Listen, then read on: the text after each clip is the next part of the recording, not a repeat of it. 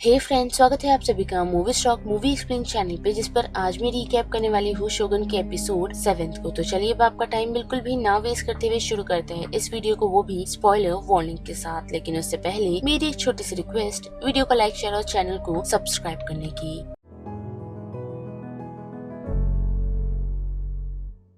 तो 7th episode की शुरुआत हमें फ्लैशबैक से दिखाई जाती है, जहां हम बैटलफील्ड पर देख पाते हैं कि तोरानागा अपनी फर्स्ट विक्ट्री ले चुके हैं, जो कि 46 इयर्स पहले की थी। और बात करें तोरानागा की, तो हम देख पाते हैं कि वो सिर्फ 12 साल का है, और 12 साल का होने के बावजूद भी हम देख पाते हैं कि वो अपने से काफी बड़ी अपोनेंट का सरेंडर एक्सेप्ट करता है। साथ ही उसे खुद के सामने सुसाइड करता हुआ भी देखता है, जिसे वो अपनी ब्लेड से खत्म कर इस फ्लैशबैक को खत्म करता है। और जैसे कि लास्ट एपिसोड में हमने देखा था कि तोरानागा वॉर के लिए अब रेडी हो चुका है, जिसके लिए उसने अपने हाफ ब्रदर की हेल्प लेने का डिसाइड किया है, जिसका नाम सेकी है, जो उससे मिलने के लिए आ पहुंचा है, वो भी अपनी पूरी ट्रूप्स के साथ। और उनकी मुलाकात हम देख पाते हैं कि काफी अच्छी होती है, लेकिन सेकी ब्लैकथॉर्न को देख तोरानागा पर काफी हंसता है और उसे कहता है कि उसने एक जंगली को कंट्रोल कर लिया है। जिसके बाद तोरानागा उसे स्ट्रेटेजी के बारे में बातचीत करना चाहता है, लेकिन सेकी उन्हें मना करते हुए यही कहता है कि आज रात हम सिर्फ एक अच्छा टाइम बिताएंगे। और वही बात करें ब्लैकथॉर्न की, तो हम देख पाते हैं कि उसे अपनी शिप पर कंट्रोल चाहिए ताकि वो वॉर में कुछ एफर्ट्स दिखा सके। साथ ही उसे अभी भी क्रिम्सन स्काई का मतलब नहीं पता, जिस कारण मेरिको उसे ये सारी चीजें लेट गो करने के लिए कहती है। लेकिन हम देख पाते हैं कि ब्लैकथॉर्न उसे यही कहता है कि उनके फेथ में जो भी है वो उसे एक्सेप्ट करने के लिए रेडी है। और वही बात करें ओमी की, तो हम देख पाते हैं कि वो टी हाउस में लेडी कीको की तलाश में गया हुआ है, लेकिन वहां पहुंचते ही जिन से उसे पता चलता है कि लेडी कीको को साइकी के लिए हायर किया गया है। साथ ही ओमी का ये भी मानना है कि ब्रॉथल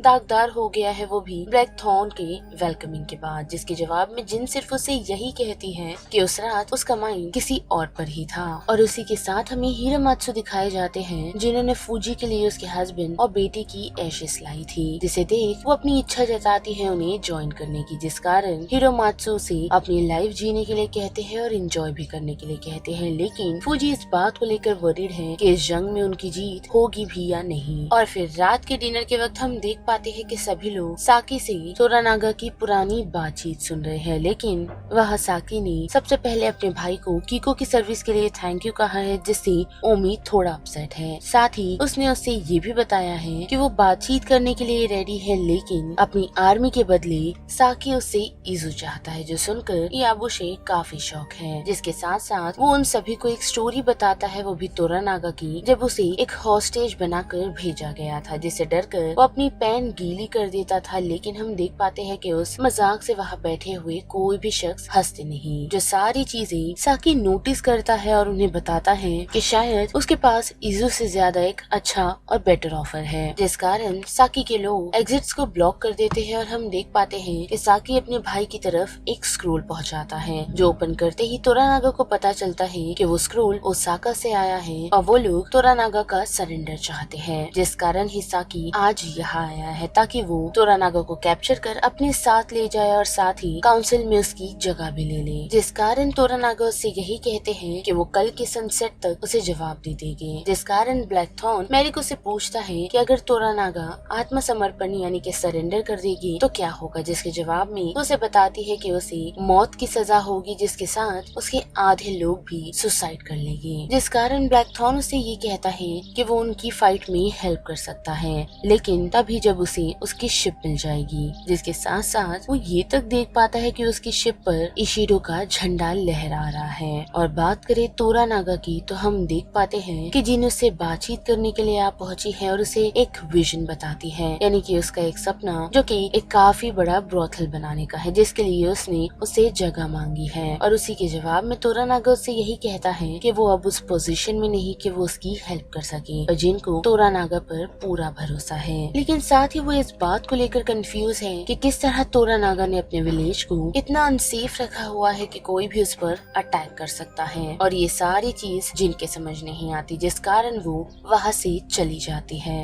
अब वही बात करें नगाकाडो की, तो हम देख पाते हैं कि वो अपने अंकल से काफी चिढ़ा हुआ है। साथ ही वो उसे और उसकी आर्मी को स्पाइनलेस पिग तक कह देता है, जो सारी बातें साकी सुन लेता है। लेकिन वही हम फूजी को भी देख पाते हैं जो फाइटिंग की प्रैक्टिस कर रही है, यही सोचकर कि शायद लड़ाई में उनकी जरूरत पड़ सकती है। साथ ही बात करें याबुशे की तो हम देख पाते हैं कि वो अपना पूरा गुस्सा ब्लैकथॉर्न पर निकालता है और साथ ही उसे स्वॉर्ड फाइट के लिए चैलेंज भी करता है, जो ठीक से ब्लैकथॉर्न को पकड़ने तक नहीं आती। और उनकी फाइट के दौरान हम देख पाते हैं कि बुंटारो उस लड़ाई के बीच पहुंच ब्लैकथॉर्न के गले पर अपनी ब्लेड रख देता है, लेकिन उसे मारता नहीं, क्योंकि हम देख पाते हैं कि वो तोरानागा के पास गया था जहां उसने ब्लैकथॉर्न को मारने की इजाजत मांगी थी, वो भी यही कहते हुए कि उसे नहीं पसंद, जिस कारण वो उसकी वाइफ को देखता है। जिसके जवाब में तोरानागा उससे यही कहता है कि अगर वो ब्लैकथॉर्न को मारना चाहता है तो उसके साथ साथ उसे मेरिको को भी खत्म करना होगा। जो बात सुन बुंटारो अपने कहे हुए शब्द वापस ले लेता है और माफी मांग वहाँ से चला जाता है, जिस कारण तोरानागा मेरिको को बुलाकर उससे पूछताछ करते हैं कि वो